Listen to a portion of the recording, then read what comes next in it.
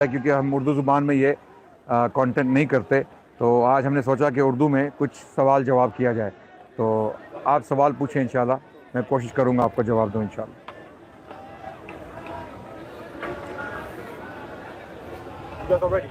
جی السلام علیکم ورحمۃ اللہ. عمران بھائی، آج ہم گفتگو آپس میں کریں گے اردو لہجے میں، اردو زبان میں. تھوڑے سے سوالات ہیں جو میں نے آپ سے پوچھنے ہیں، جیسے جنرل کویشچن ہے ایز اے مسلم، اس کے بارے میں نے آپ کی رائے پوچھنی. پہلا میرا سوال ہے، ابھی بات ہوئی تھی، آپ نے کہا تھا کہ آپ ثابت کر سکتے ہیں کہ یزید کو شورا نے اپوائنٹ کیا تھا، کہ معاویہ نے ڈائریکٹلی اپوائنٹ نہیں کیا تھا. تو یہ آپ کیسے ثابت کریں گے؟ میرا پہلا سوال. دیکھیں، یہ ساری چیزیں تاریخ میں لکھی ہوئی ہیں، تاریخی روایات ہیں. ان میں کچھ ضعیف ہیں، کچھ صحیح ہیں، کچھ بالکل موضوع ہیں. موضوع سے مراد بالکل جھوٹ ہے، فیبریکیشنز ہیں. تو جب ہم تاریخ کا مطالعہ کرتے ہیں تو تاریخ سے پتہ چلتا ہے کہ حضرت معاویہ نے یزید کو اپوائنٹ کرنے کے لیے، اپنے بعد خلیفہ اپوائنٹ کرنے کے لیے بہت سارے لوگوں سے مشورہ شروع کر دیا تھا، اور پھر باقاعدہ جو ہے انہوں نے یہ مشورہ لینے کے بعد فیصلہ کیا کہ یزید کو اپنے بعد خلیفہ بنائیں گے، اور اس کے لیے بیعت لینا بھی شروع کر دی. ٹھیک ہے، تو سوائے 3 یا 4 لوگوں کے کسی نے پبلکلی اس چیز کو اپوز نہیں کیا. بہت کم لوگ تھے صحابیوں میں سے جنہوں نے اس کو اپوز کیا. اس کی وجہ یہ تھی کہ جو حالات تھے، زمینی حقائق تھے، ان کے مطابق حضرت معاویہ کی جو سوچ تھی وہ یہ تھی کہ یزید جرنیل ہے جس نے روم کے خلاف جنگیں بھی کی ہیں، وہ مرکز میں بہت مشغول تھا، اس کو جو پولیٹکس تھی اس کا اچھی طرح اندازہ تھا، کیونکہ وہ جنگیں کر چکا تھا روم کے ساتھ. ان جنگوں میں بہت سارے صحابی بھی شامل تھے. اس چیز کا انکار کوئی بھی نہیں کرتا، کوئی مورخ نہیں کرتا. بلکہ حضرت ابو ایوب الانصاری جس مہم میں ان کی وفات ہوئی، اور جب انہوں نے کہا کہ مجھے جتنی دور ہو سکے لے جاؤ اور قسطنطنیہ کی فصیل جو دیواریں ہیں ان کے قریب دفناؤ، کیونکہ اللہ کے نبی صلی اللہ علیہ وسلم نے اس فوج کے بارے میں پیشن گوئی کی ہے کہ جو فوج قسطنطنیہ کو فتح کرے گی وہ جنتی ہوگی. تو میں جب قیامت کے دن اٹھایا جاؤں تو میں ان لوگوں میں ہوں جنہوں نے کوشش کی تھی کہ وہ قسطنطنیہ کو فتح کریں. اس آرمی، اس فوج کا جو جرنیل تھا وہ یزید تھا. تو یزید نے جنگیں کی ہوئی تھی، جس کی وجہ سے حضرت معاویہ کی یہ رائے تھی کہ یہ وہی شخص ہے جو میرے بعد اتنے بڑے سلسلے کو سنبھال سکے گا، اتنی بڑی امپائر کو رول کر سکے گا. کیونکہ حضرت معاویہ کے دور میں، ان کے 20 سالہ دور میں، وہ فتوحات ہوئیں جو رک گئی تھیں فتنے کی وجہ سے. 10 سال تک مسلمانوں نے فتوحات نہیں کی. حضرت عثمان کے آخری 6 سال اور حضرت علی کے 4 سال، یہ 10 سال کیونکہ فتنے کا دور تھا، مسلمانوں میں باہمی اختلاف ہوا، جنگیں ہوئیں، جس کی وجہ سے جو فتوحات تھیں، اسلامی فتوحات، وہ رک گئیں، جو حضرت عمر اور ابوبکر کے دور میں ہوئیں، حضرت عثمان کے پہلے 6 سال میں ہوئیں. اور پھر جب وہ رک گئیں 10 سال کے لیے، تو حضرت معاویہ کے ہاتھ پہ جب حضرت حسن نے بیعت کی، انہیں امیر المومنین بنا کے خلیفہ بنایا، تو ان کے 20 سال میں وہ فتوحات دوبارہ جاری ہوئیں، اور مسلمان فارس کے علاقے سے ہوتے بلوچستان تک پہنچے. سجستان کا علاقہ بہت سارا حضرت معاویہ کے دور میں فتح ہوا، قبرص حضرت معاویہ کے دور میں فتح ہوا، اور بہت سارا علاقہ شمالی افریقہ میں. تو یہ امپائر بہت پھیل گئی. اب حضرت معاویہ کو جب اندازہ ہوا کہ وہ بوڑھے ہیں اور ان کی وفات ہو سکتی ہے، تو انہوں نے یہ یزید کے لیے بیعت لینا شروع کر دی. انہیں اندازہ تھا کہ میرے بعد جو اس پورے سلسلے کو سنبھالے گا وہ یزید تھا. ان کا فیصلہ غلط ثابت ہوا، یہ بات کی بات ہے، لیکن ان کی نیت پہ شک کرنا کہ انہوں نے جان بوجھ کے ایک ایسے شخص کو حکمران بنایا جو بعد میں حضرت حسین کے قتل میں جو ہے وہ ملوث ہوگا، یا اس کا حکم شاید دیا ہو اس نے، صحیح روایات سے ثابت نہیں ہے کہ اس نے کوئی حکم دیا ہے. اوکے، اس پر جو فرد جرم عائد ہوتی ہے وہ اسی لیے ہوتی ہے کہ اس نے ان لوگوں کو سزا نہیں دی جن لوگوں نے حضرت حسین کو قتل کیا تھا، مثال کے طور پہ عبید اللہ بن زیاد. تو حضرت معاویہ کا یزید کو چننا وہ ایک مسئلہ ہے، اور یزید کے جرائم جو بعد میں اس نے کیے وہ اور مسائل ہے. اور اسی لیے امام احمد بن حنبل کا قول ہے یزید کے بارے میں کہ کوئی صاحب ایمان یزید سے محبت نہیں رکھ سکتا.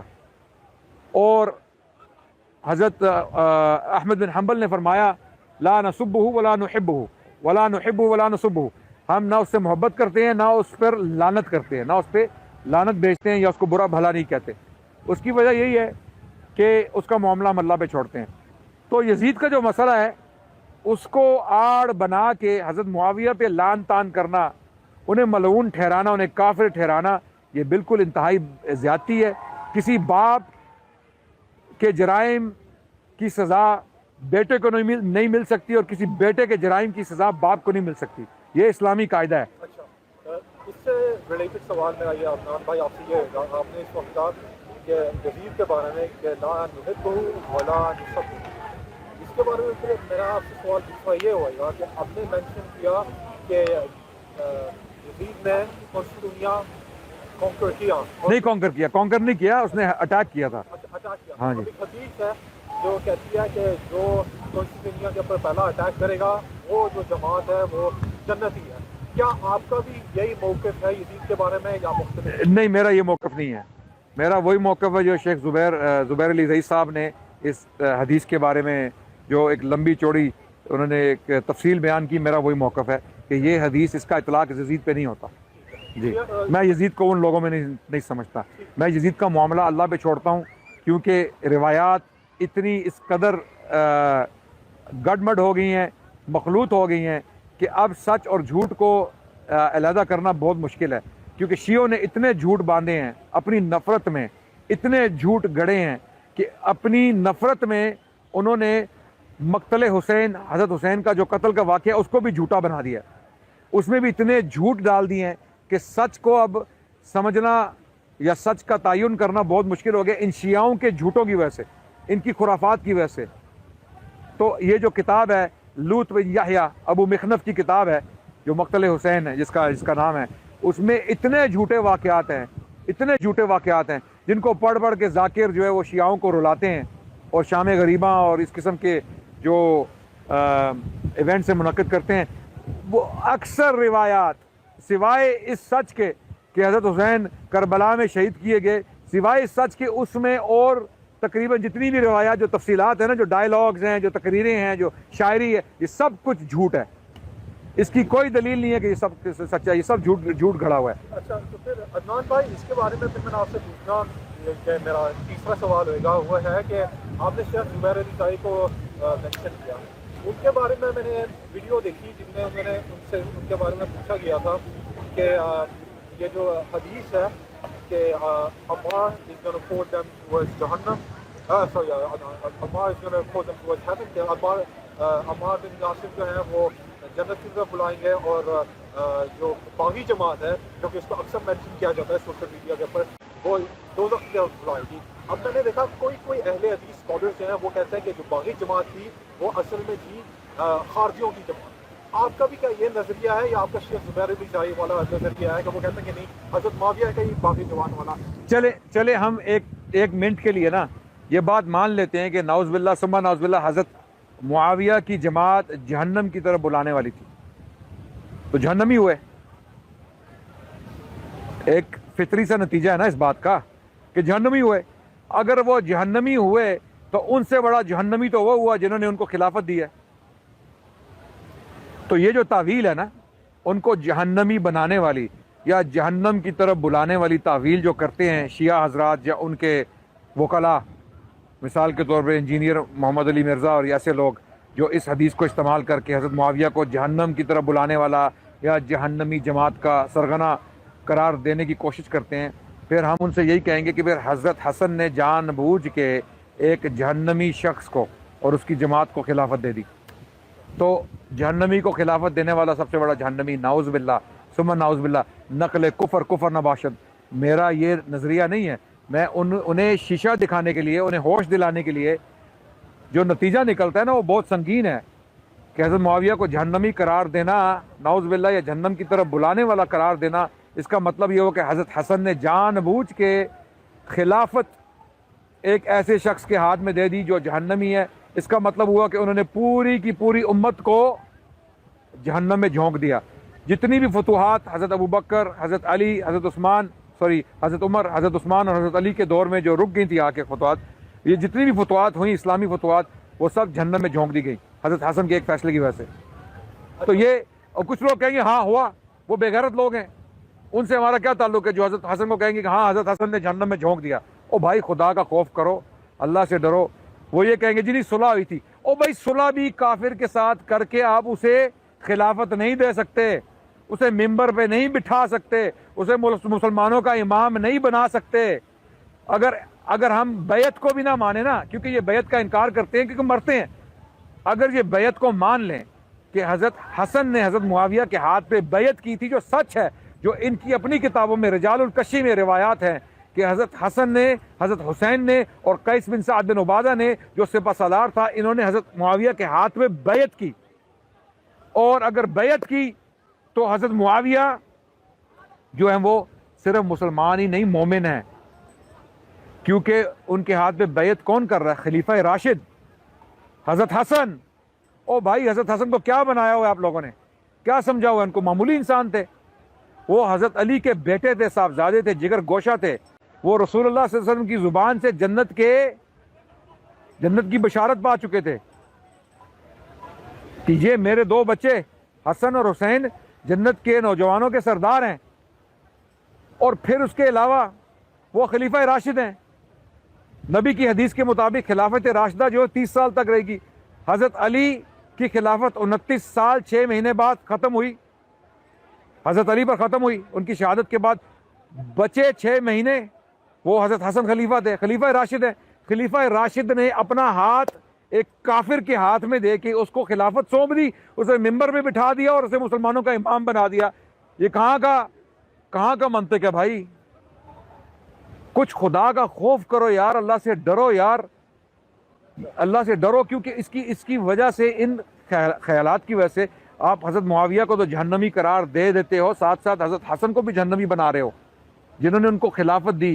کیونکہ صلح اگر ہم مان بھی لیں نا کہ صلح کا تو انکار کوئی بھی نہیں کرتا، سب کہتے ہیں صلح ہوئی ہے، جس طرح صلح حدیبیہ کافروں کے ساتھ ہوئی تھی۔ او بھائی صلح حدیبیہ میں کیا نبی پاک نے صلی اللہ علیہ وسلم نے سہیل بن عمرو کو ممبر پہ بٹھایا تھا؟ اسے یہ کہا تھا کہ تم بھائی میں اتر رہا ہوں نبوت سے اور مسلمانوں کی خلافت سے، میں اتر رہا ہوں، میں مسلمانوں کا حکمران نہیں ہوں، اب تم میری جگہ لوگے، تم خلیفۃ المسلمین ہو اور تم جو ہے وہ مسلمانوں پر حکومت کرو گے میری جگہ۔ یہ ہوا تھا، بلکہ وہاں تو برابری کے لحاظ سے ایک معاہدہ ہوا تھا کہ بھائی یہ ہوں گے ہمارے مسائل اور ہم اپنی جگہ قائم ہے، تم اپنی جگہ قائم رہو، ٹھیک ہے۔ یہاں پر تو حضرت حسن نے اسٹیپ ڈاؤن کیا، دستبردار ہوئے اور حضرت معاویہ کو ممبر پہ بٹھا کے خلیفہ بنا دیا۔ او بھائی ہوش کے ناخن لو، عقل کو پکڑو، کیونکہ اچھا ٹھیک ہے۔ تو عدنان بھائی اس کے بارے میں پھر مزید سوالات میں نے آپ کے خلافت کے بارے میں کرنی، جو کہ ہے کہ حدیث ایک ہے جو جس کے بارے میں کہا جاتا ہے جو اپنے دور کے Does he have the mic for you? Can you camera hear him? You should put a mic on him because then it's not gonna, his voice is not gonna come in your camera. No, but this is for one camera. Yeah, اچھا ٹھیک ہے، چلیں جی۔ تو حدیث ہے کہ جو اپنے دور کے خلاف خلفاء کی بیعت نہیں کرے گا وہ جاہلیت کی موت بنے گا۔ تو آپ کا نظریہ کیا ہے حضرت معاویہ کے بارے میں، جو کہ لوگ کہتے ہیں کہ حضرت معاویہ نے خروج کیا تھا حضرت علی کے بارے میں ان کے ساتھ، کیا یہ اس کو آپ خروج مانیں گے یا آپ اختلاف؟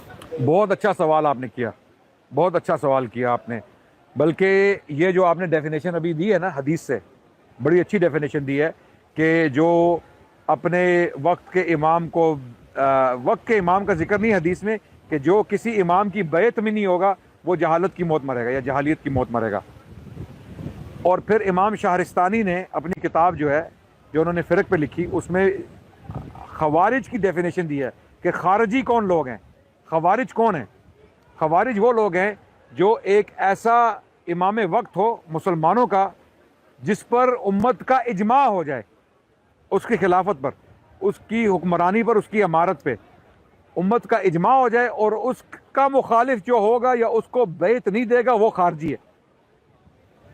اب حضرت علی کو جو بیعت دی گئی تھی وہ بہت متنازع حالات میں دی گئی تھی، حضرت علی کی بیعت پہ اتفاق اور اجماع نہیں ہوا تھا، بالکل نہیں ہوا تھا، اس لحاظ سے حضرت معاویہ باغی نہیں ٹھہرے۔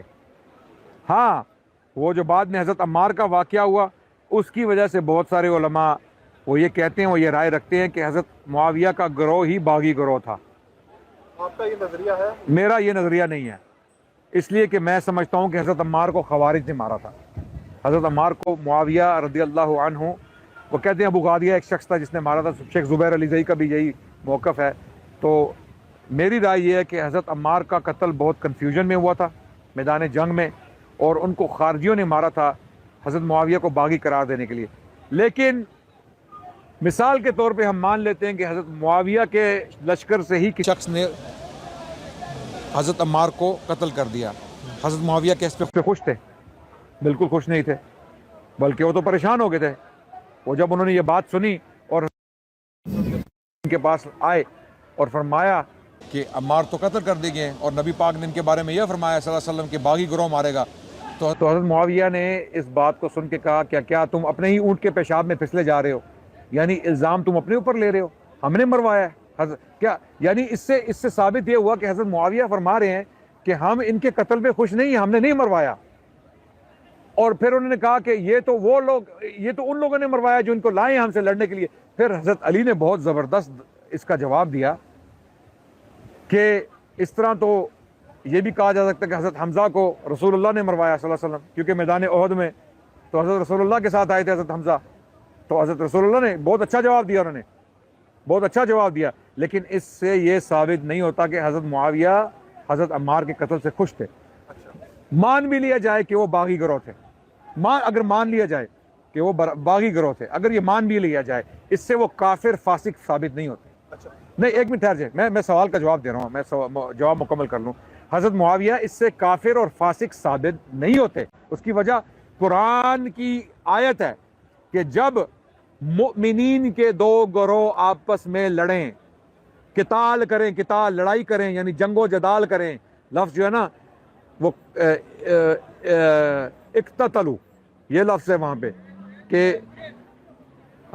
इन ताइफतान अलमुमिनीन इक्ततलू, यानी मैं आयत मुझे ज़ुबानी याद नहीं है, जहाँ तक मुझे याद आता है वो ये आयत है कि जब मोमिनीन के दो गिरोह, मोमिनीन अल्लाह ताला लफ्ज़ क्या इस्तेमाल कर रहे हैं, मोमिनीन, ठीक है, जब आपस में लड़ें तो उनके दरमियान सुलह करवाओ, उनके दरमियान सुलह करवाओ।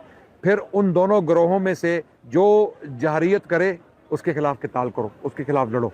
लेकिन फिर भी मोमिन, कुरान उनको मोमिन कह रहा है, मुस्लिम भी नहीं कह रहा, मुनाफिक भी नहीं कह रहा, फासिक भी नहीं कह रहा, फाजिर भी नहीं कह रहा, अल्लाह उनको मोमिन कह रहे हैं। और लफ्ज़ बगावत का है, कुरान में लफ्ज़ बगावत का है कि वो बागी हो जाएं। अगर वो बागी हो जाएं तो उनके खिलाफ किताल करो, यानी उन्हें सबड्यू करो, उन्हें कंट्रोल करो, यानी उनको क्रश करो, हालांकि वो मोमिन है। हाँ, ये आयत आ गई, अल्लाह अकबर, बहुत शुक्रिया। मुझे ये आयत ज़ुबानी याद नहीं है। औज़ु बिल्लाहि मिनश शैतानिर रजीम, बिस्मिल्लाहिर रहमानिर रहीम। व इन ताइफतानी मिनल मुमिनीन इक्ततलू, यानी अगर दो ताइफे मुमिनीन में से आपस में किताल करें, फ़अस्लिहू बैनहुमा, देन उन दोनों में सुलह करवाओ। फ़इन बगत, अगर उनमें से एक बगावत करे, इहदाहुमा, फ़इन बगत इहदाहुमा अलल उखरा फ़क़ातिलुल लती तबगी, फिर उससे लड़ो जो बगावत कर रहा है लेकिन फिर भी मोमिन है। अल्लाह अकबर। सो यहाँ से क्या, कुरान से क्या साबित हो गया? अगर हज़रत मुआविया को बागी गिरोह करार दे भी दिया जाए, जो बहुत बड़ा एक उलमा का तबका है जो उनको बागी गिरोह करार देता है, ठीक है, वो बहुत बड़ा तबका है, लेकिन इसके बावजूद मुआविया रज़ी अल्लाह अन्हु को काफिर नहीं कहा जा सकता, क्योंकि कुरान कह रहा है वो मोमिन है। और फिर हज़रत हसन की मुआविया की बैत करना ये साबित करता है कि वो मोमिन है। फासिक, फाजिर, काफिर को तो बैत देना तो दूर की बात, उसको तो मुसलमानों के करीब भी नहीं फटकने देना। उनको तो शूरा में भी शामिल नहीं कर सकते आप। माशाल्लाह, एक कुरान की आयत आपने मेंशन की है, इसके बारे में मैंने आपसे पूछा। मेरे जवाबों से आपको तसल्ली हो रही है कि ये कि नहीं हो रही? सुन रहा हूँ। नहीं सुने, सिर्फ सुने नहीं, या तो कुछ और है तो मुझे समझा दें, मैं तब्दील कर लूंगा अपना। सिर्फ आपसे Q&A करने आया हूँ, अपनी राय जो है मैं इसको अभी मैं मतलब पर्सनल रखूंगा। ये आयत का रेफरेंस कौन सी सूरत में आयत थी? ये सूरह हुजरात है। सूरह हुजरात आयत नंबर क्या है? आयत नंबर, सूरह हुजरात आयत नंबर 9, और सूरत नंबर कौन सी है? हुजरात حجرات کا کیا نمبر ہے؟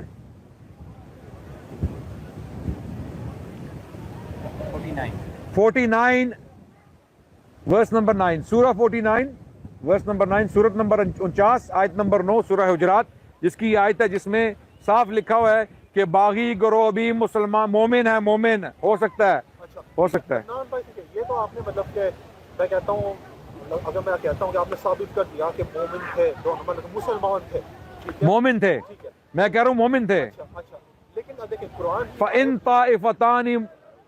طَائِفَتَانِ الْمُؤْمِنِينَ اقْتَتَلُوا، اچھا ایک موقع ہے عدنان بھائی، دیکھیں یہی آیت کہہ رہی کہ ان دونوں میں سے جو غلط نظریے پہ ہوئے گا، نہیں بغت، فَإِن بغت، جو بغاوت کرے اس کے خلاف آپ نے کیا کرنا ہے؟ ان کے خلاف آپ نے قتال کرنا ہے، اچھا، لڑنا ہے، ان کے خلاف لڑنا ہے۔ اس کے بارے میں پھر میرا اگلا سوال یہ ہوگا کہ اگر آپ حضرت معاویہ اور حضرت علی کے دور میں آپ زندہ تھے، اس ٹائم پہ پھر آپ کا کیا نظریہ ہوتا ہے کہ آپ حضرت علی کے ساتھ جنگ میں حضرت معاویہ کے خلاف لڑتے ہیں؟ بہت اچھا سوال کیا کہ میں کیا اگر حضرت علی کے دور میں ہوتا اور حضرت معاویہ کے دور میں ہوتا کیا اس جنگ میں لڑتا؟ میں اللہ کا سب سے پہلے شکر ادا کرتا ہوں کہ اللہ نے مجھے اس فتنے سے بچا لیا۔ اس کو کہتے ہیں الفتنۃ الکبریٰ، جس میں اصحاب الرسول کی جانیں گئیں۔ تو اب آپ مجھ سے پوچھ رہے ہیں کہ کیا آپ کسی صحابی کے جسم میں تلوار مارتے؟ آپ یہ سوال کر رہے ہیں مجھ سے، آپ یہ سوال نہیں پوچھ رہے کہ آپ حضرت علی کے یا حضرت معاویہ کے دور میں زندہ ہوتے تو کیا آپ لڑتے؟ آپ مجھ سے پوچھ کیا رہے ہیں؟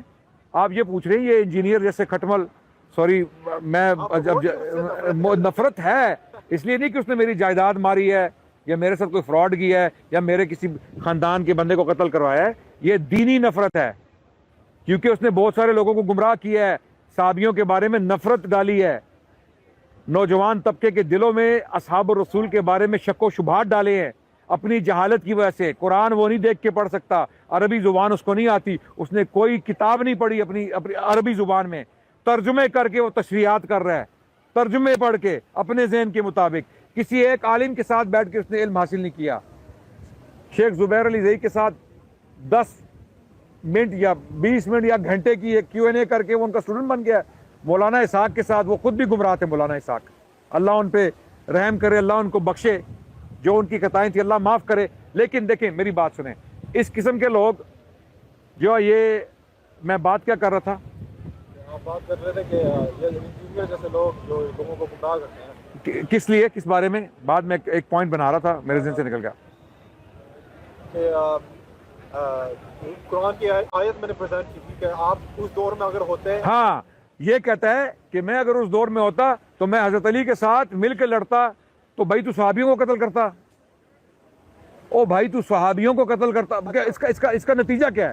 آپ کا نام میرے ذہن سے نکل گیا، علی بھائی میں آپ سے یہ پوچھ رہا ہوں کہ اگر میں حضرت علی کے دور میں ہوتا اور حضرت علی کے ساتھ مل کے اس فوج میں لڑتا تو میں کسی صحابی کو مار رہا ہوتا نا، یا حضرت معاویہ کی فوج میں ہوتا تو دوسری طرف عمار، حضرت عمار ہیں اور اتنے صحابی ہیں حضرت علی کے ساتھ، میں انہی کو مار رہا ہوتا یا تابعین کو مار رہا ہوتا جو صحابیوں کے اسٹوڈنٹس تھے۔ خدا کا خوف کرو، اللہ سے ڈرو، اللہ کا شکر ادا کرو کہ اللہ نے تمہیں اس دور سے بچا لیا، اللہ نے تمہیں اس فتنے میں نہیں ڈالا جہاں پہ دونوں طرف مسلمان تھے۔ ہم آج بھی لوگوں کو کہتے ہیں جی، اسی کے اوپر میں نے آپ کو تھوڑا سا پریس کرنا، میرا سوال آپ سے یہ ہوئے گا، آپ کہتے ہیں کہ اگر اس دور میں آپ ہوتے تو کیا آپ صحابی کو مطلب کہ ان کو جا کے قتل کرتے؟ ٹھیک ہے، میں نہ کرتا، سوال میری اگر مجھے یہی عقل اور یہی نالج، اجازت دینا، میرا آپ سے یہ ہوئے گا کہ اگر آپ اس دور میں ہوتے، آپ خود بھی صحابی ہوتے اس دور میں، مطلب آپ صحابی نان نشی ہوتے، چلے صحابی نہ ہوتا، اگر صحابی اس دور میں تو آپ بھی صحابی ہوتے، نہیں بھائی، مطلب کہ صحابیوں کے آپس میں فتنہ تھا، تو اس دور میں اگر میں ہوتا، اس آیت سے آپ نے ثابت کر دیا کہ جو غلط مطلب کہ ڈائریکشن ہوئے گا اس کے خلاف قتال کرنا، جی، لیکن وہ کافر نہیں ہوتا۔ میں جو تھا میں نیوٹرل رہتا ہوں، نہیں، میں نیوٹرل اس طرح رہتا ہے جس طرح اکثر صحابہ نیوٹرل تھے، صحابہ کی اکثریت نیوٹرل تھی، وہ نہیں انوالو ہوئے، وہ نہ حضرت معاویہ کی طرف سے لڑے ہیں نہ حضرت علی کی طرف سے لڑے ہیں، کیونکہ وہ نہیں چاہتے تھے کہ ان کی تلواریں جو ہے مسلمانوں کے خون سے رنگی جائیں، کیونکہ یہ وہی لوگ تھے جو قادسیہ میں لڑ چکے ہیں، جو یرمک میں لڑ چکے ہیں، جنہوں نے بڑی بڑی جنگیں کر کے روم اور ایران کو شکست دی ہے، اور اب ہماری تلواریں ان کے خون سے رنگی جائیں گی، تو ان صحابیوں نے جو اکثریت تھی جن کو مرزا جیلمی نہیں مانتا، کیونکہ یہ مرزا جیلمی کہتا ہے کہ اس کا ایمان ان سے زیادہ پختہ ہے اور اس کا علم بھی ان سے زیادہ پختہ ہے. وہ جو اکثریت صحابہ کی غیر جانبدار رہی، نیوٹرل رہی، انوالو نہیں ہوئی ان جنگوں میں، کیونکہ ان کی رائے یہ تھی کہ ہماری تلواریں مسلمانوں کے خون سے نہ رنگی جائیں. تو مرزا انجینئر کہتا ہے نہیں، میں مارنا سی صحابیاں نو، میں صحابیاں دے جسم وڈنے سن، یعنی اس کی زبان استعمال کر رہا ہوں نا، یہی زبان بولتا ہے نا، بازاری زبان مرزا، کہ میں انہوں نے وڈنا سی، میں صحابی قتل کرنے سن، میں مارنے سن. اکثریت صحابہ کی کہہ رہی ہے ہم نے نہیں مارنا، ہم کسی سائڈ پہ نہیں ہونا چاہتے، اور انہوں نے اپنے آپ کو بچا لیا. اب ان کا علم بھی تھا، ان کا نالج بھی تھا، ان کا ایمان بھی تھا، لیکن ان کے ایمان نے، ان کے علم نے، ان کی حکمت نے فتنے سے ان کو دور رکھا. اچھا. اور صحابیوں کی اقلیت جو تھی وہ اس جنگ صفین میں شامل تھی. اکثریت جو ہے وہ تو تابعین لوگ تھے جو بعد میں پیدا ہوئے اور جوان ہوئے، اور وہ ان جنگوں میں بہت ساری بڑی تعداد میں مارے گئے، شہید ہو گئے. ٹھیک ہے عدنان بھائی، بہت خوب. اس سے ملتا جلتا جواب پھر میں آپ سے یہ ہوگا کہ اگر آپ حضرت ابوبکر، حضرت عمر، حضرت عثمان کے دور میں ہوتے اور ان کے دور میں جو فتنے تھے ان میں آپ ہوتے، کیا ان کے دوروں میں بھی آپ نیوٹرل رہتے ہیں، یا آپ نے اپنے خلفاء کے دور میں خلفاء کا ساتھ دے کے آپ جو ان کے دور میں جو باغی لوگ تھے، جو غلط لوگ تھے، ان کے خلاف آپ کیا کتاب؟ بہت اچھا سوال کیا ہے. اگر ان کے دور میں بھی صحابی آپس میں لڑتے، جیسے حضرت عثمان کے دور میں نہیں بھائی جان یہ بہت بڑا جھوٹ اور پروپیگنڈا ہے کہ ایک دو لوگوں کی آڑ لے کے آپ ان کو کہیں صحابی تھے. او بھائی، حضرت عثمان کے گھر کا محاصرہ کب ہوا آپ کو پتہ ہے؟ کن دنوں میں ہوا؟ آپ سے میں پوچھتا ہوں اس لیے حج کے دنوں میں. یہ جو بلوائی تھے، جو خوارج تھے، جنہوں نے حضرت عثمان کے گھر کا محاصرہ کیا، ان میں مالک الاشتر ایک بہت بڑا سرگنا تھا جس کو صحابی کہا جاتا ہے لیکن وہ تھا نہیں. اس پہ اختلاف ہے بہت بڑا علماء کا. محمد بن ابو بکر بھی اگر وہ تھا صحابی تو وہ رسول اللہ کے دور میں تھوڑے یعنی آئی تھنک وہ پیدا ہوا تھا رسول اللہ کے دور میں، لیکن اس طرح صحابی وہ اس طرح نہیں تھا کہ نبی پاک صلی اللہ علیہ وسلم کو دیکھا ہوا ہو یا ان کی صحبت حاصل کی ہو. ٹھیک ہے، لیکن وہ بھی ایک متنازع شخصیت تھے. ٹھیک ہے، اور ان کے بارے میں اگر ہم ساری باتیں کریں گے تو وہ بڑا ٹائم لگ جائے گا. مثال کے طور پہ ان کا حضرت عثمان کی داڑھی پکڑنا، اور حضرت عثمان کا ان کو کہنا کہ اگر تمہارا باپ زندہ ہوتا تو بہت تم سے جو ہے وہ ناراض ہوتا، ناخوش ہوتا تمہاری اس حرکت پہ، تو داڑھی چھوڑ کے چلے گئے. ٹھیک ہے، یہ بہت سارے واقعات ہیں. وہ بھی اس پروپیگنڈے کا حصہ بن گئے تھے، وہ اس کا شکار ہو گئے تھے، جو عین ممکن انسان تھے. ٹھیک ہے، اب ان کی حرکات کو اپنے لیے مشعل راہ، ان کی غلطیوں کو، ان کی خطاؤں کو اپنے لیے مشعل راہ بنا کے انہیں امام بنانا، یہ کہاں کی حکمت ہے؟ اسی لیے میں کہتا ہوں کہ حضرت عثمان کے گھر کا جب محاصرہ ہوا تو صحابیوں کی اکثریت حج پہ تھی، ذوالحجہ کے دن تھے، اور جن لوگوں نے محاصرہ کیا انہوں نے انہی دنوں میں کیا کہ صحابی مدینے میں نہیں ہوں گے، ہم سے لڑنے والے لوگ نہیں ہوں گے. حضرت علی خود حضرت عثمان کے پاس گئے اور کہا یا امیر المؤمنین مجھے اجازت دے میں ان سے لڑوں. حضرت عثمان نے کہا میں نہیں چاہوں گا میری وجہ سے مسلمانوں کا خون بہے، میں حضرت عثمان کے ساتھ ہوں.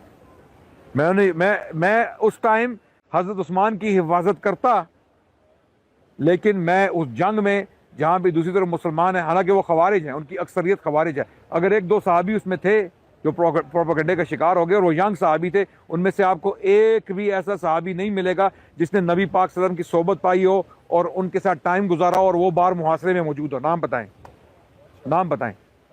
جی مکمل ہوگی. اچھا، تو بلکہ وہ لوگ تو بچانے کے لیے آ رہے تھے، حضرت علی جیسے لوگ. حضرت علی حضرت عثمان کے پاس کئی دفعہ کہا یا امیر المؤمنین اجازت دیں ان سے لڑوں، انہوں نے آپ کے گھر کا محاصرہ کیا. حضرت عثمان نے کہا میں خبردار آپ کو اجازت نہیں دیتا، خبردار آپ نے لڑائی نہیں کرنی، میں نہیں چاہتا کہ میری وجہ سے مسلمانوں کا خون بہے. تو یہی تو اس کے بارے میں تھوڑا سا میں آپ کو پوچھ کروں گا عدنان بھائی، کہ اب جیسے آپ نے ثابت کر دیا کہ حضرت عثمان کے دور میں حضرت علی نے حضرت حسن کو بھیجا تھا، حضرت جی خود کہا تھا کہ میں کیا کہتے ہیں جا کے آپ کی ہیلپ کرنا چاہتا ہوں، اور اپنے بیٹوں کو دروازے پہ بھیجا تھا. محمد بن ابو بکر کا آپ نے مینشن کیا کہ کیا کہتے ہیں وہ ان کی گاڑی پکڑنے آئے تھے، تو مطلب کہ بات تو پھر وہی ہو گیا نا کہ آپس میں صحابہ یہ روایات بائی دا وے، یہ سب روایات جو ہیں ناقابل اعتبار ہیں. اچھا اچھا یہ صحیح روایات نہیں ہیں. حضرت علی کا حضرت حسن اور حسین کو دروازے پہ اپوائنٹ کرنا حضرت عثمان کو بچانے کے لیے، یہ روایات بھی صحیح نہیں ہیں. حالانکہ ہم چاہتے ہیں کہ یہ روایت صحیح ہوں، ٹھیک ہے، یہ روایات صحیح نہیں ہیں، یہ یعنی ثابت نہیں ہوتی. اچھا اچھا جی. ٹھیک ہے. تو آپ مجھے مطلب سیناریو میں اگر سیدھی سادی زبان میں لسنر کے لیے آپ مطلب کیا کرتے ہیں اس دور میں جس میں حضرت میں حضرت عثمان کی حفاظت کرتا، اچھا میں حضرت عثمان کی حفاظت کرتا.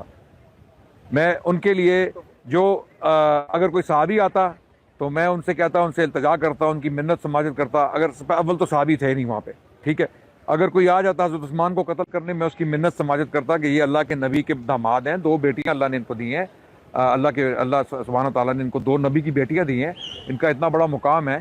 تو آپ کی کوئی بھی اگر ان کے خلاف کوئی آپ کی شکایت ہے تو وہ، لیکن اگر صحابی کے علاوہ کوئی اور ہوتا تو میں اگر اس درجے کا ہوتا انسان وہاں پہ ہوتا تو اس علم کے ساتھ، اس عقل کے ساتھ، اس شعور کے ساتھ جو مجھے اللہ نے ابھی عطا کی ہوئی ہے، میں ان لوگوں کے ساتھ لڑتا جو حضرت عثمان کو قتل کرنے آئے تھے. اور اسی طرح حضرت علی اور معاویہ کے ساتھ بھی میرا رویہ ہوتا. اگر میں وہاں موجود ہوتا اور حضرت معاویہ پہ حملہ ہوتا، میں حضرت معاویہ کا دفاع کرتا. اب جس طرح ابن ملجم حضرت علی کو مارنے آیا تھا، میں حضرت علی کے ساتھ موجود ہوتا تو میں حضرت علی سے پہلے شہید ہوتا. اللہ نے مجھے اتنا بڑا آنر نہیں دیا، میں اگر حضرت علی کے ساتھ فجر کی نماز پڑھنے کے لیے جاتا جب ابن ملجم نے ان کو بزدلانہ طریقے سے قتل کیا، تو میں اگر مجھے اس کا علم ہوتا تو حضرت علی کو تلوار بعد میں پڑتی، مجھے پہلے پڑتی. میں آپ کو یہ وثوق سے کہتا ہوں. لیکن اگر جنگ صفین میں ہوتا تو میں صحابہ کی اکثریت کے ساتھ مل جاتا. میں اپنی تلوار سے کسی صحابی کا خون نہیں رنگنا چاہتا. اچھا، اس سے مجھے یاد آیا، آپ نے ابھی کہا تھا کہ جب حضرت معاویہ کے پاس پیغام پہنچا گیا تھا کہ عمار جو ہے شہید ہو چکا ہے، تو وہ تو پھر آپ کے لیے مشکل ہو گیا بہت. تو آپ نے کہا تھا کہ حضرت معاویہ نے آگے سے کہا اس صحابی کو یا جو بھی جنرل ان کا تھا کہ آپ اپنے ہی پیشاب میں اپنے اونٹ کے پیشاب میں خود ہی پھسل رہے. جی. اس کے بعد جہاں تک میں نے سنا ہے حضرت علی نے کے پاس یہ بات جب پہنچی، انہوں نے آگے سے کہا کہ اس کا یہ مطلب ہے کہ رسول اللہ نے حضرت حمزہ کو شہید کیا. یہ بات میں کر چکا ہوں نا. تو اس سے تو پھر وہ مطلب کہ جیسے انجینئر کی لینگویج میں اگر ہوں، حضرت علی جو ہے وہ حضرت معاویہ کو پھکی دے رہے ہیں. نہیں پکی نہیں دے رہے. انجینئر کو آپ جیل میں ہی رہنے دیں. میری بات سنیں، پھر بھی آپ کہتے ہیں یہ لینگویج حضرت علی کی حفاظت کرنے میں نہیں آتا، جو آپ سیدھی سادی بات اگر آپ کر رہے ہیں. نہیں، یہ مکالمہ 2 بڑے لوگوں کے درمیان ہو رہا ہے جو بہت بڑا مقام رکھتے ہیں اسلام میں. ایک کاتب وحی ہے اور ایک شیر خدا ہے، ٹھیک ہے. ایک نبی کا سالہ ہے، نبی پاک صلی اللہ علیہ وسلم کا، آپ سمجھیں کہ اردو میں کیا کہیں گے، سالہ ہی ہوگا نا لفظ. نہیں، جو رسول اللہ کی وائف کا بھائی ہے، معاویہ. حضرت معاویہ جو ہیں ام حبیبہ کے بھائی ہیں، جو ابو سفیان کی صاحبزادی تھی اور حضرت رسول اللہ صلی اللہ علیہ وسلم کی بیوی تھی، اور حضرت معاویہ ان کے بھائی ہیں، جس کی وجہ سے یہ بدبخت مرزا انجینئر ان کو ماموں کہتا ہے، ان کا مذاق اڑاتا ہے. نہیں، اس طرح نہیں کہتا. توصیف الرحمان ایک شیخ ہیں، اور نہیں، انہوں نے بات شروع کی تھی کہ حضرت معاویہ جو ہے وہ ہمارے ماموں ہیں. نہیں تو وہ صحیح کہہ رہے ہیں مومنین کے اس لحاظ سے. انہوں نے آگے سے پھر انجینئر نے یہ شروع کیا کہ انہوں نے تو حضرت معاویہ کو اپنا ماموں بنا لیا، اس نے اپنی طرف سے تو نہیں بنایا. نہیں، دیکھیں، ایک تو بات ہے نا، ایک بات ہے سیریس سنجیدہ بات ہے کہ توصیف الرحمان صاحب نے یہ کہا کہ کیونکہ قرآن امہات المومنین کو ہماری مائیں کہتا ہے، تو ہماری ماؤں کے جو بھائی ہیں وہ قرآن کی روح سے ہمارے ماموں ہیں، بایولوجیکلی ہمارے ماموں نہیں ہیں. انہوں نے ہی بنا دیا. نہیں، چلو ایک بات انہوں نے ذکر کر دی، ہم ضروری نہیں ہے کہ یہی الفاظ استعمال کریں، ٹھیک ہے. لیکن میری بات تو سن لینا آپ. ایک سنجیدہ بات کی انہوں نے، مذاق تو نہیں اڑایا نا. انجینئر نے اس کا مذاق بنایا ہے. انجینئر کہتا ہے ماموں پارٹی، انجینئر کیا کہتا ہے ماموں پارٹی، یہ ماموں پارٹی ہے. یہ ہے بدبخت انسان جو بد نصیب بھی ہے، جاہل بھی ہے اور بدبخت بھی ہے، ٹھیک ہے. اس کی وجہ یہ ہے کہ اس کو یہ نہیں سمجھ آ رہی کہ یہ بول کس کے بارے میں رہا ہے. یہ اس کے بارے میں بول رہا ہے جس کی آنکھوں نے نبی کا دیدار کیا ہوا ہے. جس کی آنکھوں نے نبی پاک صلی اللہ علیہ وسلم کو دیکھا ہوا ہے, جس نے نبی پاک کو وضو کروایا ہوا ہے, جس نے نبی پاک کی وحی لکھی ہوئی ہے, جس نے نبی پاک صلی اللہ علیہ وسلم کی بیوی کا ساتھ نبھایا ہے, ان کا بھائی ہے, جس کے ہاتھ پہ حسن جیسا شخص بیعت کر رہا ہے, ان کو ماموں ماموں کر کے ماموں پارٹی بول رہا ہے ہمیں. او بھائی یہ بدبخت انسان ہے, جاہل. اور یہ جو زبان ہے نا, یہ زبان جو بازاری زبان ہے, پھکی والی, مثال کے طور پہ آپ نے بات کی ہے کہ حضرت علی کو یا حضرت علی نے اس کو پھکی دی, یا یہ بکواس پنجابی لینگویج بکواس نہیں ہے, استغفر اللہ. یہ جو ایکسپریشنز ہیں نا پنجابی لینگویج میں, بڑے بدتمیز قسم کے ایکسپریشن, ہر لینگویج, اردو میں بھی ہیں, انگلش میں بھی ہیں. انگلش لینگویج ایک ہے پوش لینگویج, ایک آپ کو پتہ ہے اسٹریٹ لینگویج. اسی طرح پنجابی زبان کی ایک ادبی زبان ہے, ایک ادبی ورژن ہے اس کا, اور ایک ہے گلی بازار کوچوں والا بازاری زبان ہے. یہ بازاری زبان ایک بازاری شخص ہی استعمال کر سکتا ہے, جاہل انسان. علمی گفتگو یہ نہیں ہے او حضرت علی نے پھکی دے دیتی, حضرت معاویہ نے پھکی دے دیتی. او بھائی پھکیاں تمہارے جیلم کے لوگ آپس میں دیتے ہیں ایک دوسرے کو. یہ ہیں بہت عظیم شخصیات, یہ ہیں نبی کے صحابی جنہوں نے نبی کی صحبت پائی ہے. یہ پھکی شکی نہیں دیتے, یہ سنسیئر لوگ ہیں. پھکیاں دینے والے تم لوگ ہو, تم اپنی پھکیوں میں ہی رہو. مسئلہ یہ ہے کہ یہاں پر حضرت علی نے جو جواب دیا وہ بہت اچھا جواب دیا, ہم اس کی بھی, لیکن اس سے حضرت معاویہ کافر ثابت نہیں ہوتے, مومن ہی ہیں. اس کی وجہ یہ ہے کہ حضرت حسن نے ان کی بیعت کی ہے. حضرت معاویہ کا معاملہ مشکوک ہو جاتا اگر حضرت حسن ان کی بیعت کر کے انہیں ممبر پہ نہ بٹھاتے, انہیں خلیفۃ المسلمین نہ بناتے. تو یہ چیز آپ نے ذہن میں رکھنی ہے کہ حضرت حسن نے ان کی بیعت کی جنگ صفین کے بعد, تمام دشمنی, قتل و غارت, بغاوت, ٹھیک ہے, باغی گروہ کہلانے کے بعد. یہ ڈسکشن اسی ٹائم ہو چکا تھا کہ عمار شہید ہو گئے ہیں, اس کا مطلب ہم باغی گروہ ہیں. حضرت معاویہ نے انکار کر دیا, انہوں نے کہا میں نہیں مانتا کہ ہم باغی ہیں. تم اپنے اونٹ کے پیشاب میں پھسلے جا رہے ہو, یعنی اپنے آپ کو باغی کہہ رہے ہو, بے وقوف ہو تم لوگ. ہم باغی ہیں کیا؟ ہماری جنگ بغاوت کے لیے. ہم حضرت علی کو نہیں مانتے خلیفہ جب تک وہ حضرت عثمان کے قاتلوں کو سزا نہیں دیں گے. ان کے قاتل ان کی فوج میں موجود ہیں, مالک الاشتر, حضرت عثمان کے قاتل حضرت علی کی فوج میں بہت بڑا مجمع تھا, اور حضرت علی ان کو کنٹرول نہیں کر سکتے تھے, وہ حضرت علی کے کنٹرول میں نہیں تھے وہ لوگ. تو حضرت معاویہ کہہ رہے تھے کہ جب تک حضرت علی ان کے قاتلین کو پکڑ کے ہمارے حوالے نہیں کرتے ہم بیعت نہیں کریں گے. اچھا ٹھیک ہے. عدنان بھائی, اس سے مجھے ایک حدیث یاد آتی ہے جو کہ مجھے اس کا جو ایگزیکٹ اس کے جو لفظ ہیں وہ مجھے یاد نہیں ہے, لیکن آپ کو شاید آپ اتنی شخصیت آپ کو یاد ہوئے گا. حدیث جہاں تک میں نے سنا یہ ہے کہ ایک دفعہ حضرت عمر کے جو بیٹے تھے ان کے بارے میں حضرت معاویہ کو کسی صحابی نے مینشن کیا تھا کسی بات میں, تو حضرت معاویہ نے آگے سے بولا کہ میں جس کے بارے میں تم مینشن کر رہے ہو میں اس کے باپ سے بھی زیادہ حقدار ہوں اس خلافت کا. آپ نے کوئی یہ حدیث آپ نے جی جی بالکل ہے یہ حدیث. اور حضرت عبداللہ بن عمر کو بہت غصہ آیا, اور انہوں نے یہ کہا کہ میں نے چاہا کہ میں اس کا جواب دوں کہ جس شخص کے بارے میں تم کہہ رہے ہو, یعنی میرے باپ کے بارے میں, عمر کے بارے میں, اس نے تمہارے باپ داداؤں کو قتل کیا ہوا جنگوں میں, لیکن یہ آپس میں کزنز تھے. یہ لوگ آپس میں, یہ لوگ نہ بھولیں کہ ایک جو ہے وہ چائنا کا تھا اور دوسرا اسپین کا تھا, ایسے نہیں تھا بھائی. حضرت معاویہ حضرت عبداللہ بن عمر کے کزن تھے یا چچا تھے, ان کا رشتہ تھا قریبی. تو ان کا آپس میں اس طرح کی باتیں کرنا ایک فطری عمل تھا ہر خاندان میں.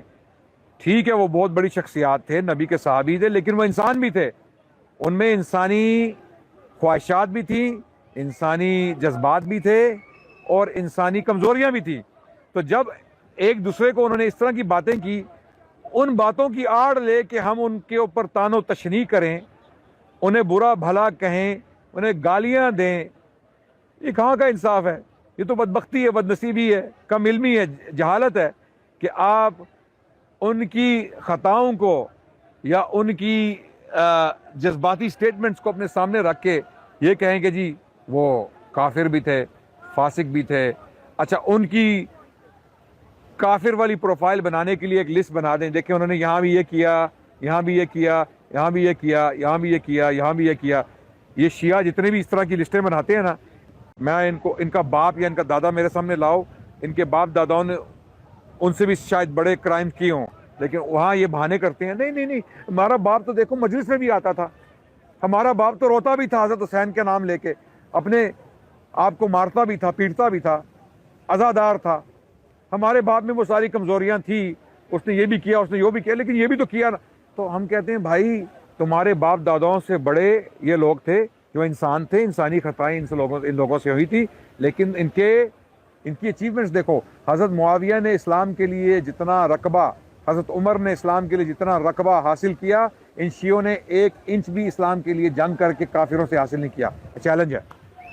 चैलेंज है। कुरान की आयत अऊज़ु बिल्लाहि मिनश शैतानिर रजीम वअदल्लाहु अल्लज़ीना आमनु मिनकुम वअमिलुस सालिहात ला यस्तखलिफन्नहुम फिल अर्द कमा इस्तखलफल लज़ीना मिन क़ब्लिहिम। ये अल्लाह का वादा है उन लोगों से जो ईमान लाए और जिन्होंने नेक अमाल किए कि तुम्हें ज़मीन में खिलाफत अता कर देंगे, जिस तरह के पहले लोगों को खिलाफत अता की गई।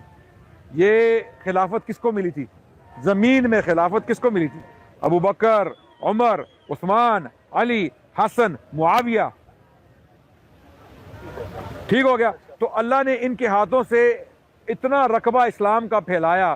फिर बाद में बनु उमैया, यजीद को निकालें बीच में से, बनु उमैया के दूसरे खुलफा जिनके दौर में वलीद बिन अब्दुल मलिक के दौर में चाइना से लेकर स्पेन तक मुसलमान फैल गए। मोहम्मद बिन कासिम इंडिया में वलीद बिन अब्दुल मलिक के दौर में नाजिल हुआ 92 हिजरी, सन 92 हिजरी में कुतैबा बिन मुस्लिम चाइना में थे। सन 92 हिजरी सेम साल, एक ही साल में तारिक बिन ज़ियाद स्पेन में लैंड हुए। ओ भाई आज जहाज उड़े ना चाइना से स्पेन तक 20 घंटे की फ्लाइट है, 20 नहीं तो 15 की होगी। ठीक है। तो इतना बड़ा रकबा बनु उमैया ने इस्लाम के लिए हासिल किया, इस्लाम के लिए जहाँ पे नमाजें पढ़ेगी, कुरान हिफ्स किए गए, मदरसे खुले, उलमा पैदा हुए, लाइब्रेरियाँ बनी। इन शियाओं ने जो इनको गालियाँ निकालते हैं, जिनकी ज़िंदगी का मकसद ही बनु उमैया की दुश्मनी और गालियाँ हैं, इन्होंने 1 इंच भी काफिरों से नहीं लिया। और इनके यहाँ जिहाद फी सबीलिल्लाह हराम है, सूअर खाने के मुतरादिफ है। जी अदनान भाई, आपने माशाल्लाह से बहुत मेंशन किया, आपका हिस्टोरिकल नॉलेज आपका तो बहुत अच्छा फील्ड है, आप बहुत बड़ी हिस्टोरियन है, क्वालिफाइड हिस्टोरियन, पीयर रिव्यू। आपसे मेरा ये सवाल है कि बनी उमैया के बारे में आपने बात की कि उन्होंने इतनी चीज़ें की इस्लाम के लिए, तो You can come close if you want. Yes. सुनने में ये आता है कि बनी उमैया में से एक थे, उनका नाम मैं भूल गया, जिन्होंने हज़रत अली के ऊपर जो लान तान होया करती थी उन्होंने रोकी। उमर बिन अब्दुल अजीज का नाम ले।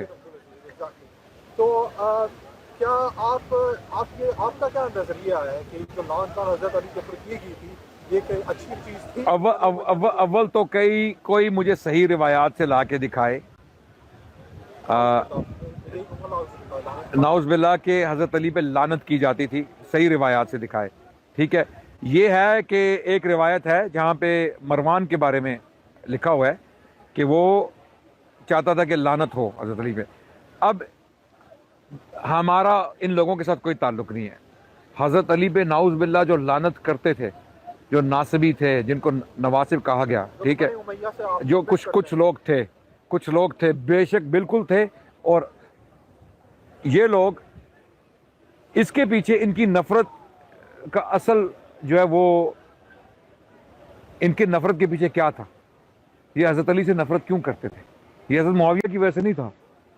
ये बाकायदा ये लोग समझते थे, ये मैं जस्टिफिकेशन नहीं दे रहा, ये मैं आपको कॉन्टेक्स्ट दे रहा हूँ जिसकी वजह से ये लोग इतने गुमराह हो गए। मैं इनको गुमराह कह रहा हूँ, मैं इन लोगों को बदनसीब कह रहा हूँ। ये रास्ते से हट गए थे, ये बदबख्त लोग थे। ठीक है। और ये सारा बनु उमैया नहीं था, ये कुछ लोग थे बनु उमैया के। कुछ हज्जाज बिन यूसुफ के बारे में भी कहा जाता है कि वो भी इन्हीं लोगों में था कि हज़रत अली से उसको बहुत नफ़रत थी। ठीक है। तो इनकी नफ़रत की एक वजह यह थी कि ये हज़रत अली को बाकायदा हज़रत उस्मान के कत्ल में मुलव्विस समझते थे। ये इनकी गुमराही थी, ये इनकी बदबख्ती थी और इनकी गलतफहमी थी कि हज़रत अली को बाकायदा हज़रत उस्मान के कत्ल में मुलव्विस समझते थे। और हज़रत अली पे ये इल्ज़ाम था। हज़रत अली ने काबे में खड़े होकर अल्लाह का नाम लेके हलफ उठा के कहा था कि मैं हज़रत उस्मान के कातिलीन में शामिल नहीं हूँ, ना मैं इससे राज़ी हूँ। یہ قسم حضرت علی کو کیوں اٹھانی پڑی؟ اس کی وجہ کہ ان پہ یہ الزام لگ رہا تھا، کیونکہ قاتلین عثمان ان کی فوج میں تھے، مالک الاشتر جیسے لوگ ان کی فوج میں تھے، تو یہ الزام لگا جس کی وجہ سے کچھ ایسے لوگ پیدا ہوئے جو گمراہ لوگ تھے۔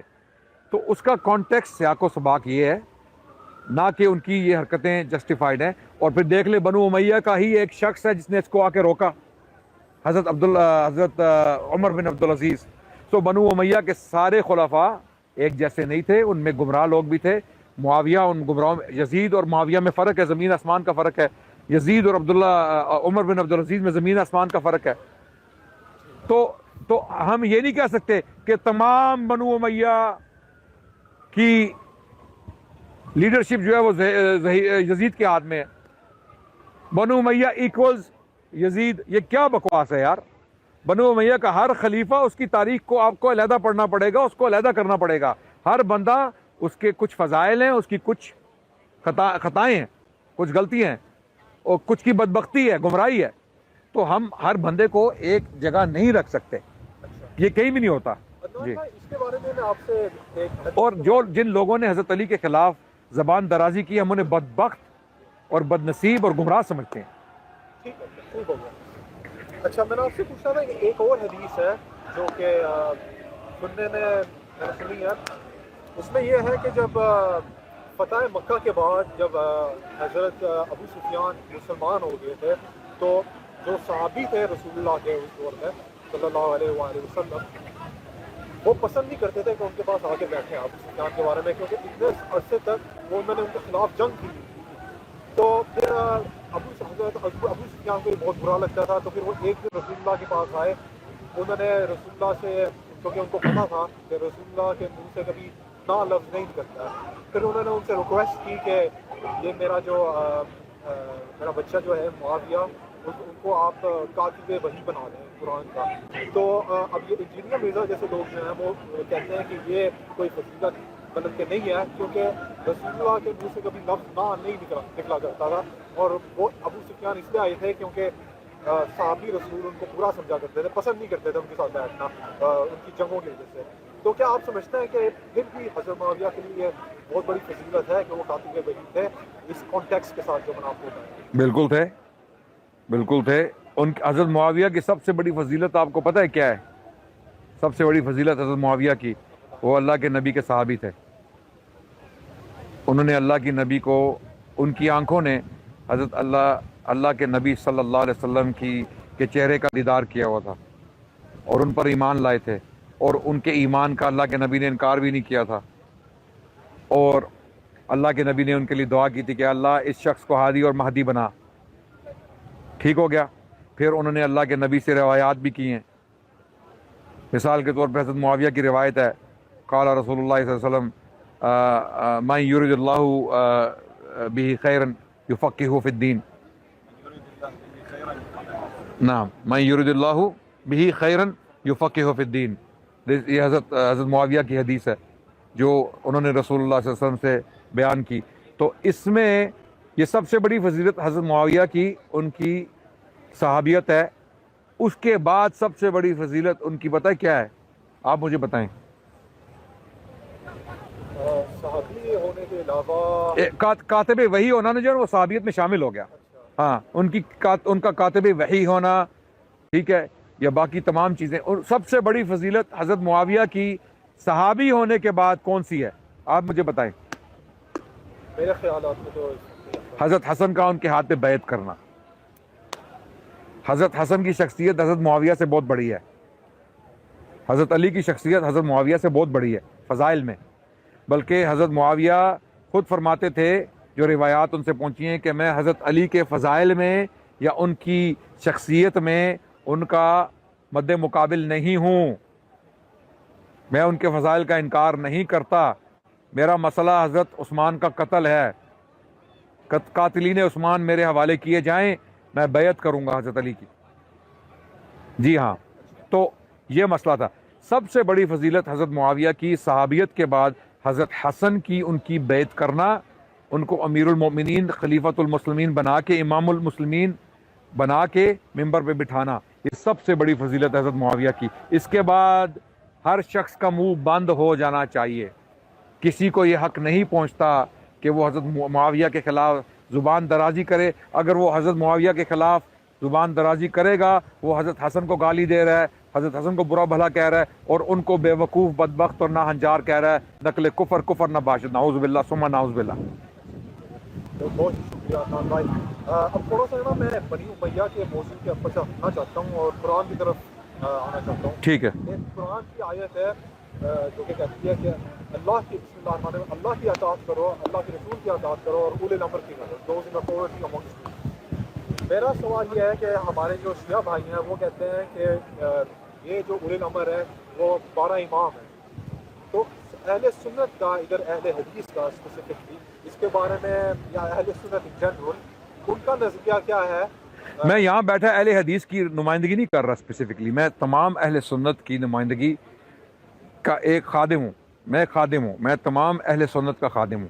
تو یہاں پر میں کسی ایک طبقے کی نمائندگی نہیں کر رہا. جی تو اب آپ کا اس کے بارے میں پھر کیا نظریہ ہے؟ یہ اولی الامر جو ہے اہل سنت کا کیا کہتے ہیں اس کے بارے میں؟ اہل سنت کے علماء مفسرین اولی الامر کے بارے میں جو قرآن میں جس کا ذکر آیا ہے, 2 قول ہیں. ایک ہے کہ یہ علماء کا طبقہ ہے. اولی الامر جو ہے, اولی الامر منکم سے مراد یہاں پر علماء ہے, اور دوسرا طبقہ کہتا ہے کہ یہاں پر امراء جو حکمران ہیں, جو امراء ہیں, جو مسلمان امراء ہیں, جو شریعت کے پابند ہیں اور شرعی طور پہ مسلمانوں پر حکمرانی کرتے ہیں. تو یہ ان کے بارے میں ہے. یہ دونوں اقوال بالکل صحیح ہیں میرے نزدیک. علماء بھی ہو سکتے ہیں اور امراء بھی ہو سکتے ہیں, جو شرعی امراء ہیں, شرعی امراء جن کو ہم شرعی امراء کہتے ہیں, جو شریعت کے پابند ہیں. جی غیر شرعی امراء جو ہیں, جو اسلامی اقدار کی پرواہ نہیں کرتے, جو شرعی طور پہ حکمران نہیں ہیں, ان کا تو یہاں ذکر ہی نہیں ہو رہا, کیونکہ منکم کا لفظ ہے یہاں پہ, وَأُولِي الْأَمْرِ مِنْكُمْ. اور آیت کہاں سے شروع ہوتی ہے؟ آیت شروع ہوتی ہے اعوذ باللہ من الشیطان الرجیم, یا ایھا الذین آمنوا, اے ایمان والو. پھر آگے کیا کہا گیا؟ اولی الامر منکم, تم میں سے, ایمان والوں میں سے جو اولی الامر ہیں, جو امراء ہیں, وہ اب علماء ہیں یا حکمران ہیں, وہ تم ہی میں سے ہیں. اور تم کون ہو؟ مؤمنین, ایمان والے. تو شرط ایمان ہے. جی اس کے علاوہ اس وقت عدنان بھائی میرے خیال سے سوال مکمل ہو گیا. بہت شکریہ, بہت مزہ آیا آپ سے بات کر کے. الحمدللہ, اللہ خوش رکھیں آپ کو. اگر انشاءاللہ آپ کو اگر ٹی کافی اگر میں بہت شکریہ. اللہ, یہ آپ کے جو سوالات ہیں, یہ آپ کے سوالات علی بھائی, یہ ہمارے لیے بہت بڑی سعادت ہے کہ آپ نے ہم سے یہ سوال پوچھے اور ہمیں یہ موقع دیا کہ ہم جواب دے سکیں. اور شاید اور بھی سوالات ہوں لوگوں کے آن لائن. میں لوگوں سے یہی التجا کروں گا کہ آپ لوگ ہمارے جو جواب ہیں, جو ہم نے آج جواب دیے ہیں, ان کو سمجھنے کی کوشش کریں, ان کا پس منظر دیکھیں, اور یہ دیکھیے کہ ہماری اس میں اسپرٹ کیا ہے. ہم یہ نہیں چاہتے کہ نفرت پھیلے یا نفرت کو ہوا دی جائے. ہم یہی چاہتے ہیں کہ لوگوں میں انڈرسٹینڈنگ پیدا ہو کہ ہم جو اہل تشیعوں کا نیریٹو نہیں مانتے, ان کی کہانیوں کو نہیں مانتے, اس کا مطلب یہ نہیں کہ ہم اہل بیت کے منکر ہیں. ہم اہل بیت کو مانتے ہیں, ان سے محبت کرتے ہیں, لیکن اہل بیت کی ایک اسپیسیفک خاص لسٹ کو نہیں مانتے جو اہل تشیعوں نے تیار کی ہے کوفہ میں اور قم میں. ہم اس لسٹ کو نہیں مانتے. ہم اس لسٹ سے زیادہ اشخاص کو مانتے ہیں. ہم حضرت حسن کی اولاد کو بھی اہل بیت سے مانتے ہیں, حضرت حسین کی اولاد کو بھی مانتے ہیں, اور حضرت علی کے جو دوسرے بیٹے تھے ان کی اولاد کو بھی اہل بیت میں سے مانتے ہیں. ہم حضرت عباس کی اولاد کو بھی اہل بیت میں سے مانتے ہیں, حضرت جعفر اور عقیل کی اولاد کو بھی اہل بیت میں سے مانتے ہیں, اور امہات المؤمنین کو بھی اہل بیت میں سے مانتے ہیں. ہم جب اہل بیت کا لفظ استعمال کرتے ہیں نا, یہ ٹرم استعمال کرتے ہیں, اس سے مراد یہ تمام لوگ ہیں, صرف 12 لوگ نہیں ہیں.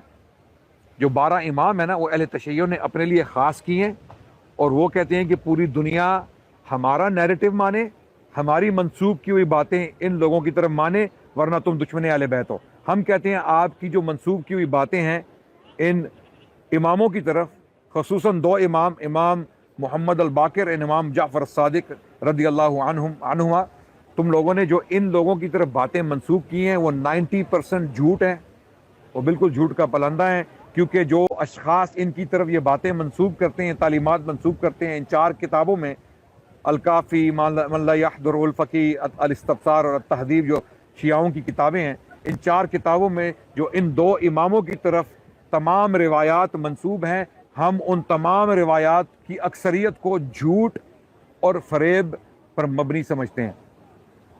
ہم ان تعلیمات کو سچا مانتے ہی نہیں ہیں۔ جب ہم ان تعلیمات کو سچا نہیں مانتے تو اس کا مطلب یہ نہیں ہے کہ ہم ان 2 اماموں کے دشمن ہیں، بلکہ ہم ان کے خیر خواہ ہیں، ہم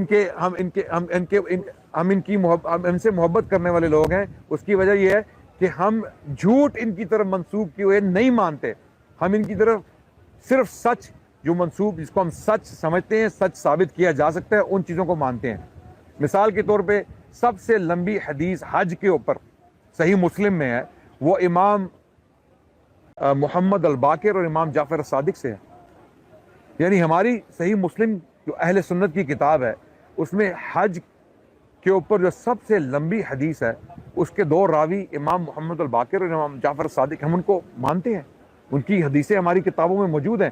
لیکن جو اہل تشیع نے اتنے بڑے پلندے، اتنی بڑی کتابیں ان کے نام پہ لکھی ہیں اور اکٹھی کی ہیں، ہم ان کو جھوٹ سمجھتے ہیں۔ ان کو جھوٹ سمجھنا، ان کا رد کرنا یا ان کو رد کرنا اہل بیت کی دشمنی نہیں ہے، اہل بیت کی محبت اور دوستی ہے۔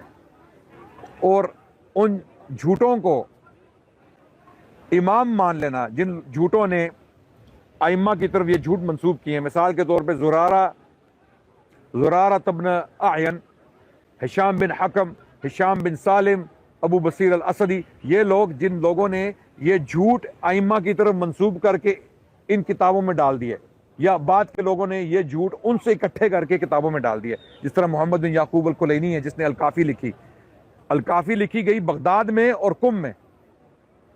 بھائی اس کا کیا تعلق ہے امام محمد الباقر اور امام جعفر الصادق سے، جو 200 سال پہلے زندہ تھے، الکافی سے؟ تو یہ لوگ بہت سارے جھوٹ منسوب کیے گئے ائمہ کرام کی طرف، ہم ان کو نہیں مانتے، ان جھوٹوں کو نہیں مانتے۔ جو امام ہیں، اور یہ 12 امام، 12ویں کو تو ہم مانتے ہی نہیں، کیونکہ ان کے وجود کی کوئی دلیل نہیں ہے۔ یہ بالکل ابھی تک اہل تشیعوں کے ہاں بھی یہ ایک بہت بڑا مسئلہ ہے کہ کیا 12واں امام ہے کہ نہیں ہے، کیا وہ پیدا ہوئے تھے؟ امام حسن العسکری رضی اللہ عنہ، ان کے ہاں کوئی بیٹا پیدا بھی ہوا تھا کہ نہیں؟ یہ بہت بڑا ڈیبیٹ ہے اہل تشیعوں کے ہاتھ، تو ہم کیسے مان لیں؟